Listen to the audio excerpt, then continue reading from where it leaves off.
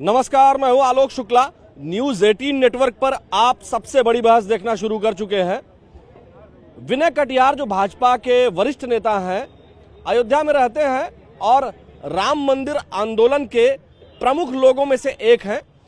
कुल मिलाकर उनका अच्छा प्रभाव है, राजनीति में मजबूत पकड़ रखते हैं और उन्होंने कहा है कि अयोध्या में मुसलमानों को नहीं रहना चाहिए, उनको सरयू के पार चले जाना चाहिए, गोंडा चले जाना चाहिए, बस्ती चले जाना चाहिए, क्योंकि उनकी कोई ज़रूरत नहीं है। इस बात को लेकर हम जनता में आए हुए हैं। क्या लगता है राय साहब जी, आप तो पुराने व्यक्ति हैं, विनय कटियार की राजनीति देखते आए हैं और विनय कटियार की स्थिति भी जानते हैं, काफ़ी मजबूत नेता हैं, वो भारतीय जनता पार्टी के वरिष्ठ नेताओं में हैं। क्या लगता है आपको, उन्होंने जो कहा है सही कहा है, गलत कहा है, उसके क्या निहितार्थ हैं?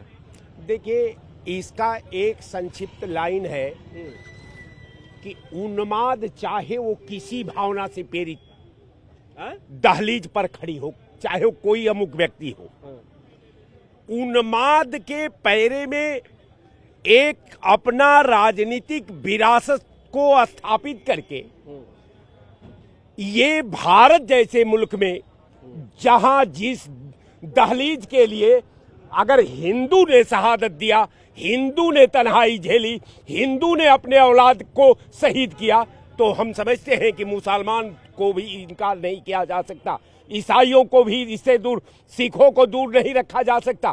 कहने का मेरा मतलब कि हमको किसने अधिकार दे दिया कि मैं ये मुकर्रर करूं, मैं अपना विचार रखूं कि लखनऊ मुक्त मुस्लिम हमको चाहिए। अगर इन लोगों को रहना ही है तो सुल्तानपुर चले जाएं, उन्नाव चले जाएं, कानपुर चले जाएं, लेकिन लखनऊ मुक्त मुस्लिम होना चाहिए। ये कोई तर्क नहीं हुआ। हम समझते हैं कि ये नेतृत्व का, राजनीति का कहीं किसी एंगल से अगर आप मूल्यांकन करते हैं तो हम समझते हैं कि ये राजनीति के साथ पूर्वाग्रह से प्रेरित परिणाम हो सकते हैं। ये बताइए, ये राय साहब कह रहे हैं कि पूर्वाग्रह से प्रेरित जो है हो सकता है, ये इस तरह का बयान, इसको कैसे आप लोग देखते हैं कि जो विनय कटियार ने कहा है और उसके बाद अब मीडिया से बातचीत करते हुए जो दर्जा प्राप्त मंत्री हैं रघुराज सिंह जो अयोध्या के ही हैं, उनका भी कहना है, एक तरह से समर्थन में उतर आए हैं, दूसरी तरफ से भी बयानबाजी शुरू हो गई है। तो क्या कहेंगे कि विनय कटियार का जो ये बयान है, दूसरी तरफ से ये बयान आया है एक मौलाना साहब का, उन्होंने कहा कि विनय कटियार जो है वो बुझी हुई चिराग हैं और वो अब जो है अपनी राजनीति को सीधा करने के लिए इस तरह कर रहे हैं। विनय कटियार हैं किस पार्टी के? विनय कटियार हैं कौन, किस पार्टी के हैं? भारतीय जनता पार्टी में है अभी तक। भारतीय जनता पार्टी में कहीं हमने पोस्टर नहीं देखा विनय कटियार का। फैजाबाद में पोस्टर नहीं देखा, कभी उनका कोई पोस्टर नहीं लगाता है। भाजपा वाले उनको किनारे कर दिए हैं, तो किनारे से बीच में आने की कोशिश कर रहे हैं। हाँ, ये हो सकता है कि भाजपा वाले उनको हटा करके भाजपा से किनारे बैठाए हैं। हाँ। जब से मोदी आए हुए हैं।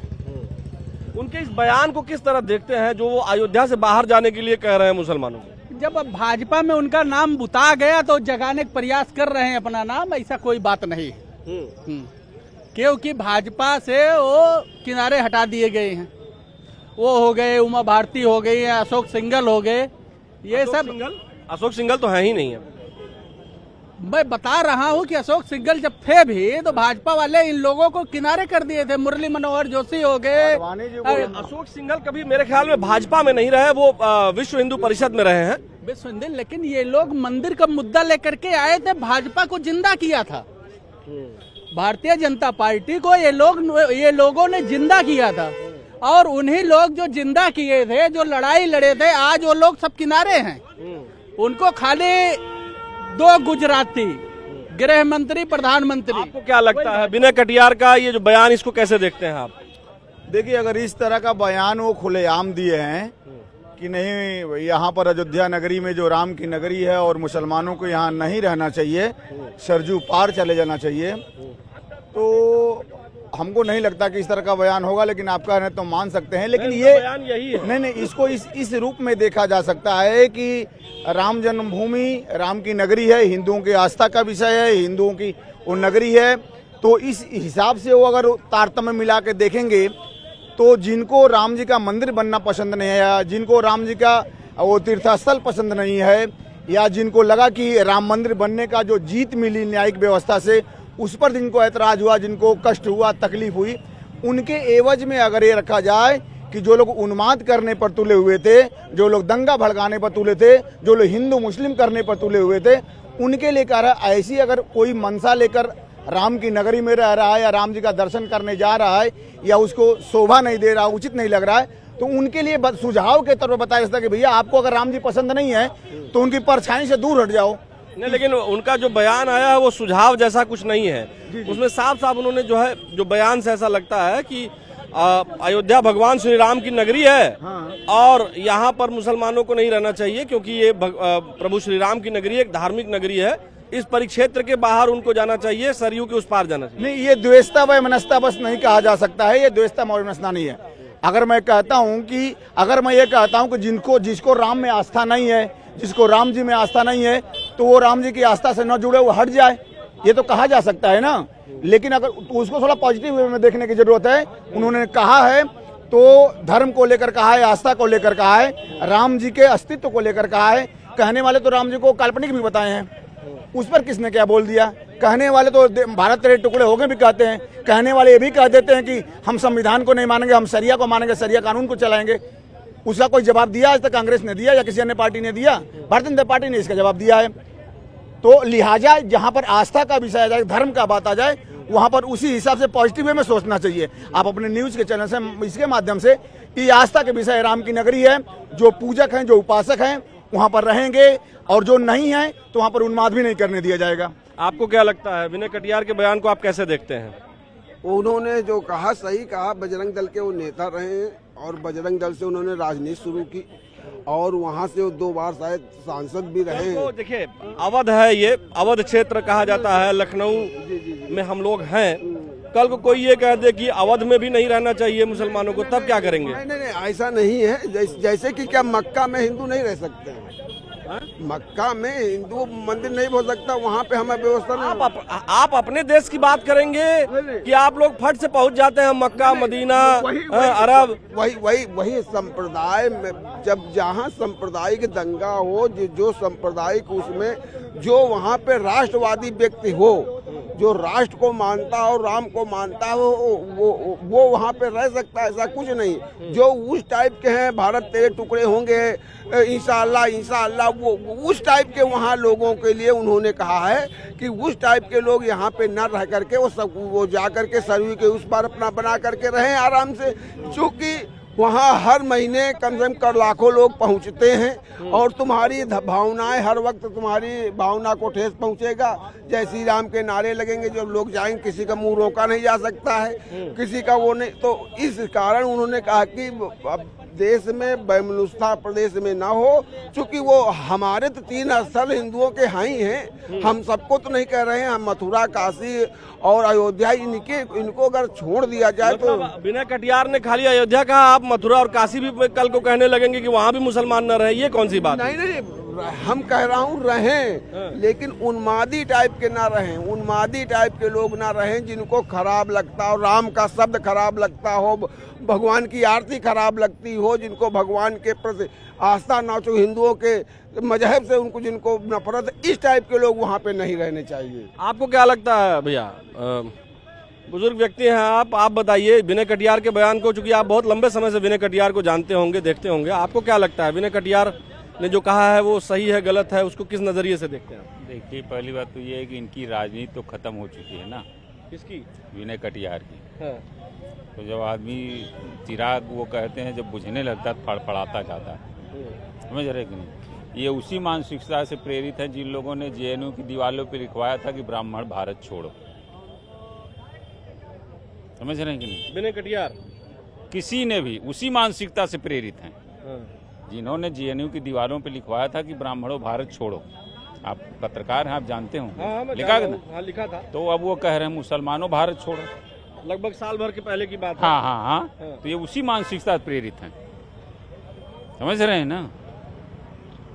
कहीं यादव ब्राह्मण कराया जा रहा, कहीं दलित ब्राह्मण कराया जा रहा, कहीं हिंदू मुसलमान कराया जा रहा, कहीं भारत पाकिस्तान कराया जा रहा। देश के विकास से और देश के किसी चीज से, अर्थव्यवस्था से तो मतलब है नहीं। युवाओं को रोजगार तो दिया नहीं जा रहा है। देश की अर्थव्यवस्था चौपट हो जा रही है। युवाओं के लिए हुक्का बार खुलवाया जा रहा है देश में। फिरोज शाह तुगलक की ये औलादें, मान सिंह और जयचंद की औलादें, ये देश सत्ता के लिए कुछ भी करेंगे। भाई को भाई से लड़ा देंगे, बिरादरी को जात में, धर्म में, समझ रहे हैं कि नहीं? ये उसी मानसिकता से प्रेरित हैं और ये अपने राजनीति को सिर्फ चमकाने की कोशिश कर रहे हैं। इनको न देश से मतलब है, न जाति से मतलब है, न धर्म से मतलब है। अच्छा जी, हाँ, मतलब आप लोग इसको ऐसे देखते हैं कि ये लोगों को लड़वाना चाहते हैं? सीधी बात है। और क्या है, जितने भी ऐसे मकसद, जितनी भी मानसिकता होती वो तो उजागर हो जाती है ना।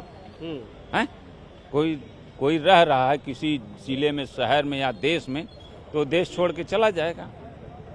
कर तो रहे 11 साल से हिंदू मुसलमान, क्या मुसलमान भारत छोड़ के चले गए? आपको क्या लगता है? बिल्कुल नहीं, ये नहीं कहने का मतलब है भाई। अगर जो जिस देश में रह रहा है उस देश की जय जयकार न करके पड़ोसी देश की जय जयकार करेगा तो आपको अच्छा लगेगा सुनने में? आप खुद बताइए। हम एक परिवार में रह रहे हैं भाईचारे के नाते। एक तरफ आरती होती है, एक तरफ अजान होती है। यहाँ का है ना, गंगा जमुना तहजीब वाला है ना ये शहर, इसको मानते आए हैं ना, ये भाईचारा को, सौहार्द को बना के आए हैं ना। लेकिन अगर वहीं पर ये हो जाए कि नहीं भारत तेरे टुकड़े होंगे, हम शरिया कानून को मानेंगे, आपको सुनने में अच्छा लगेगा? बिल्कुल नहीं। बलिदानियों का धरती है, धर्म की धरती है, यहाँ पर ये नहीं चलेगा। अब तक चलता है, सहन करते आए हैं, बर्दाश्त करते आए हैं। 2-4 लाख और बलिदान हो जाएंगे, लेकिन अब नहीं चलना चाहिए। अगर उन्माद पे आओगे तो भाईचारा, अजान, आरती हम साथ में करने के लिए तैयार हैं, लेकिन उसी सौहार्द से, जिस भाव से हम हैं, हमारा भाव कुछ और तुम किसी और भाव से आ रहे हो, ये नहीं चलेगा। तो जो हम विनय कटियार के बयान को लेकर नहीं कह रहे हैं कि उन्होंने अनाउंस कर दिया, घोषणा कर दी तो उसको सरकार मानेगी, बिल्कुल नहीं। उनका व्यक्तिगत विचारधारा होगा कि राम की नगरी है, यहाँ आस्था की नगरी है, कि राम के मानने वालों की है। लेकिन यहाँ व्यक्तिगत विचार जब आप सार्वजनिक मंचों से कहेंगे तो वो व्यक्तिगत नहीं रह जाते हैं। चूंकि नेता रहे हैं तो वो सार्वजनिक होगा तो उसका उन्माद भी फैल सकता है, दंगा हो सकता है, बवाल हो सकता है। बड़े नेता हैं, लोकप्रिय नेता हैं, और ये जो जवान संभाल कर या इस तरह की चीजें बोलने से पहले सोचना चाहिए। उस दौर को याद करिए जब शिवसेना, विश्व हिंदू परिषद और ये बजरंग दल, जो जब लाल कृष्ण आडवाणी जी की अगवानी में ये लोग थे, तो ये लोग लड़ाई लड़े हैं, संघर्ष किए हैं उस राम मंदिर के लिए।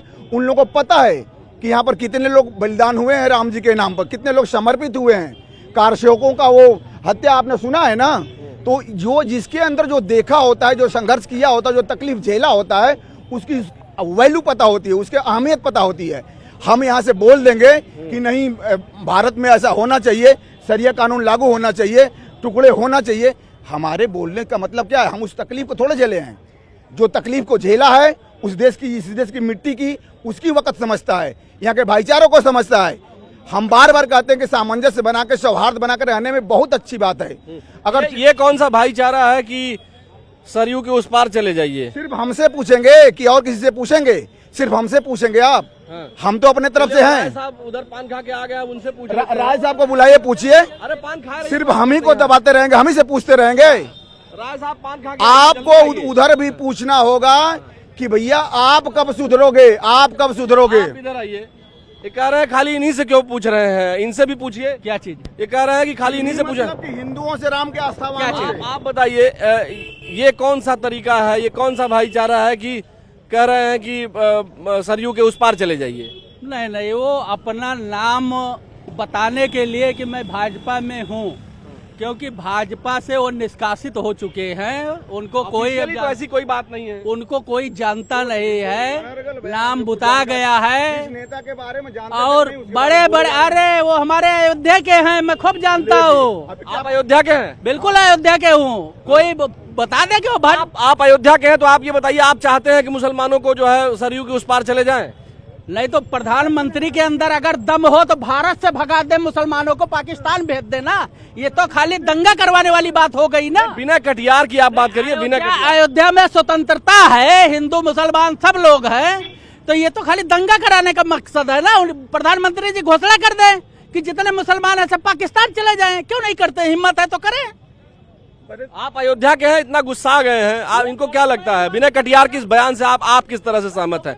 शॉर्ट में बताइए। बस्ती और गोंडा जाने की बात कह रहे हैं वो जाना।